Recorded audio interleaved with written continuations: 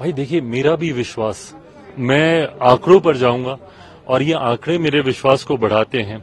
पिछली बार 2019 में हम 3 दल थे, जनता दल यूनाइटेड थी, भारतीय जनता पार्टी थी और हम लोग थे उस वक्त। पर इस बार हमारे गठबंधन में 2 और मजबूत सहयोगी हमारे साथ जुड़े हैं। जीतन राम मांझी जी हों, आदरणीय उपेंद्र कुशवाहा जी हों। इन 2 और साथियों के आने से हमारी ताकत 2019 से बढ़ी ही है। और 2019 में जो एक सीट हम लोग चूक गए थे किशनगंज की, मैं मानता हूं इस बार 40 की 40 सीटें हम लोग जीतेंगे। ये हमारे गठबंधन की ताकत मेरे विश्वास को बढ़ाती है। सर, उम्मीदवारों का नाम कब तक आएगा? क्या आपकी माता जी भी चुनाव लड़ रही हैं कहीं? भाई मुझे लगता है बहुत जल्द उम्मीदवारों के नाम का ऐलान पार्टी की तरफ से कर दिया जाएगा। जहां तक रही बात मम्मी के चुनाव लड़ने की, मुझे नहीं लगता। उन्होंने सक्रिय राजनीति से हमेशा अपने आप को दूर ही रखा है। तभी जब उनके पास राज्यसभा जाने का भी मौका था, इस गठबंधन में चर्चा के दौरान ये प्रस्ताव भी हम लोग के पास आया था। जब उनको राज्यसभा जाने की भी बात थी तो बहुत विनम्रता से उन्होंने ही मना किया था कि वो राज्यसभा में नहीं जाएंगी, क्योंकि कभी वो सक्रिय राजनीति में रही नहीं है और वो हमेशा पर्दे के पीछे रहकर ही उन्होंने पापा को मजबूती देने का काम किया। और आज वही कार्य एक पिल्लर की तरह, एक मजबूत स्तंभ की तरह मेरे पीछे खड़े होकर वो मुझे ताकत देती हैं। कल इंडिया गठबंधन की रैली थी मुंबई में, वहां से राहुल गांधी ने एक शक्ति शब्द का इस्तेमाल किया, कहा कि हम उस शक्ति से लड़ रहे हैं। उसको कैसे देखते हैं? भाई ये गलत है।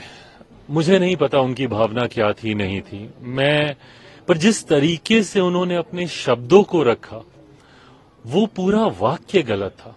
उन्होंने इस बात का जिक्र किया हिंदू धर्म, और हम सब जानते हैं भाई, मैं खुद आस्तिक हूं, मैं पूजा पाठ करता हूं, शिव शक्ति में मैं विश्वास रखता हूं, उस आदि शक्ति में मैं विश्वास रखता हूं, और हिंदू धर्म में शक्ति की वही परिभाषा है। ऐसे में आप हिंदू धर्म का जिक्र करते हुए जब आप उस शक्ति के विनाश की बात करते हैं, उस शक्ति से लड़ने की बात करते हैं, तो ये ठीक सुनाई नहीं देता है। ये उनको बहुत गलत दृष्टि में दिखाता है और उनकी लड़ाई फिर देश के एक बहुत बड़े वर्ग से जो आस्था रखता है उनसे उस लड़ाई को दिखाता है। मैं पुनः दोहराता हूं, मुझे नहीं पता किस संदर्भ में उन्होंने कहा, बट जिस वाक्य का उन्होंने इस्तेमाल किया, जिसको मैंने सुना, वो सरासर गलत है। एक आखिरी प्रश्न, इंडिया गठबंधन के तमाम जो लीडर्स हैं वो ये कह रहे हैं कि मोदी जी का जान ईवीएम में है। ईवीएम में इसको कैसे देखते हैं? मैं बस उनसे उन राज्यों के परिणामों के बारे में जानना चाहूंगा जहां पर उनकी जीत हो जाती है। ये ईवीएम कर्नाटका में कहां चला जाता है, ये ईवीएम हिमाचल में कहां चला जाता है, ये ईवीएम हर उस राज्य में कहां चला जाता है जिन राज्यों में ये लोग जीत हासिल करके इसी तरीके से मिठाई और गुलाल ये लोग लगाते हैं। तो एक साथ 2 चीजें नहीं हो सकती ना।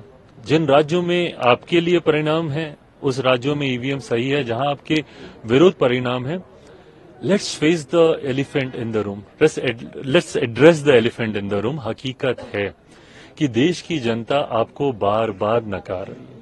देश की जनता बार बार मेरे मौजूदा प्रधानमंत्री पर विश्वास रख रही है, और यही कारण है 14 से बड़ी जीत 19 में हम लोग को मिली, और अब 19 से बहुत बड़ी जीत 2024 में हम लोग को मिलेगी। 400 सीटों के साथ हम लोग सरकार बनाएंगे। ये वादा देश की जनता ही हमसे कर रही है। चिराग जी,